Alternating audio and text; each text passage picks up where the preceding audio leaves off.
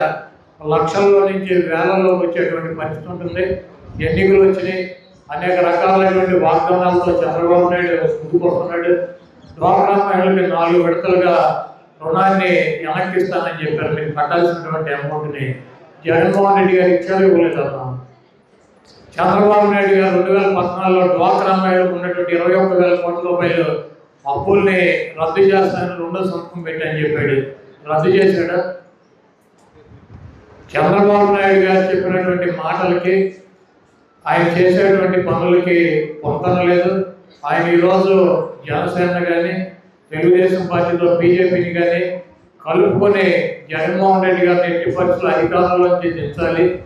రాష్ట్ర ప్రయోజనాలు అవసరం లేదు, పేదల ప్రయోజనాలు అవసరం లేదు. ఆయన తెలుగుదేశం పార్టీ అధికారంలోకి రావాలి.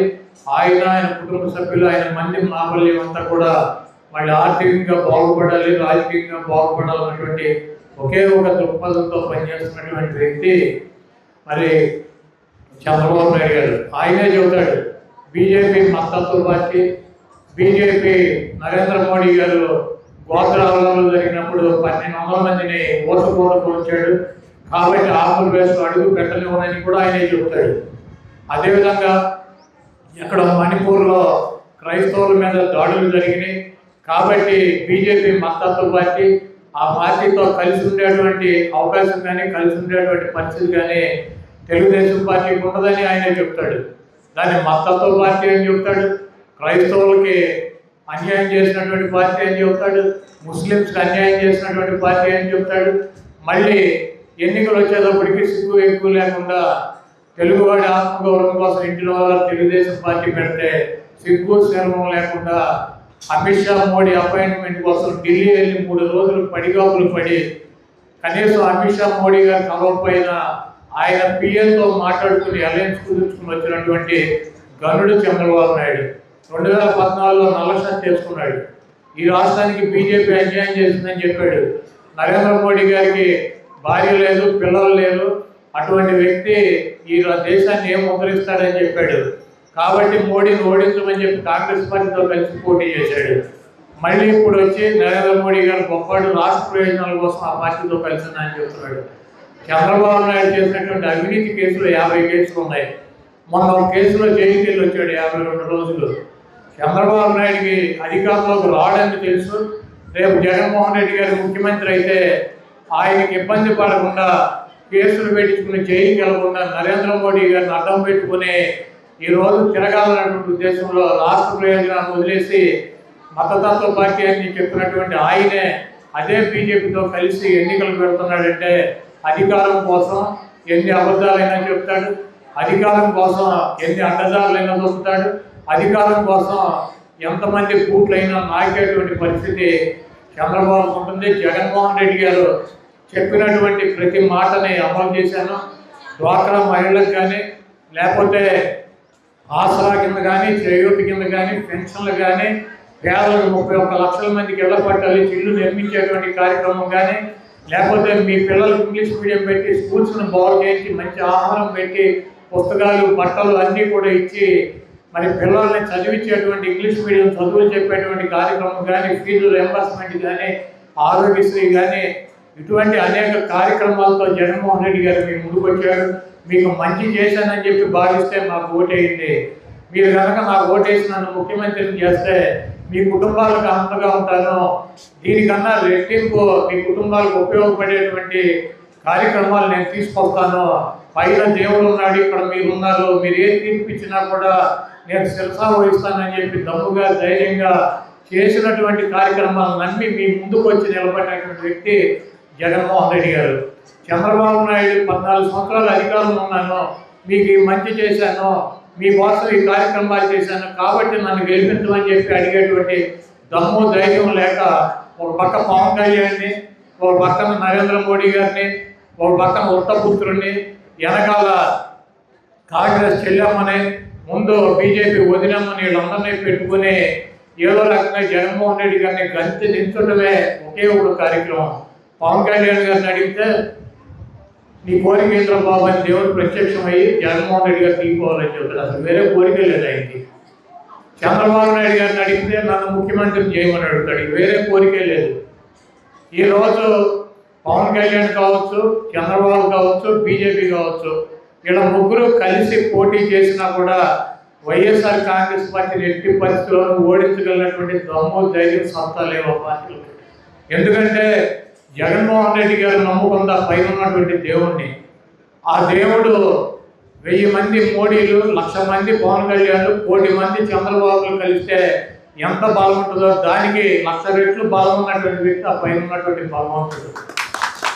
అదేవిధంగా జగన్మోహన్ రెడ్డి గారు నమ్ముకున్న పవన్ కళ్యాణ్ని, పురంధరేశ్వరిని, నరేంద్ర మోడీని, లేకపోతే షర్మిలమ్మని కాదు, జగన్మోహన్ రెడ్డి గారు నమ్ముకుంది ఈ రాష్ట్రంలో ఉన్నటువంటి రెక్కాడితే కానీ డొక్కాడినటువంటి నిరుపేదలు, ఎస్సీ, ఎస్టీ, బీసీ, మైనార్టీ, అగ్ర కులాలు ఉన్నటువంటి పేదలకి వాళ్ళకి ఆర్థికంగా వాళ్ళ కుటుంబాలను పైకి తీసుకొచ్చి వాళ్ళకి ఉన్నతమైనటువంటి చదువులు చెప్పించి వాళ్ళకి ఏ ఆరోగ్య సమస్యలు వచ్చినా కూడా ప్రభుత్వం ప్రతి రూపాయి భరించి పేదవాడికి ఒక ఇల్లు నిర్మాణం చేసి ఆ ఇంట్లో ఉండేటువంటి కార్యక్రమాలు చేసి పేదవాడి కోసం, ఎస్సీల కోసం, ఎస్టీల కోసం, బీసీల కోసం, మైనార్టీల కోసం, ఈ రాష్ట్రంలో ఉన్నటువంటి 5 కోట్ల మంది జనాభా కోసం జనాభా మద్దతుతో పోటీ చేస్తున్నటువంటి వ్యక్తి జగన్మోహన్ రెడ్డి గారు.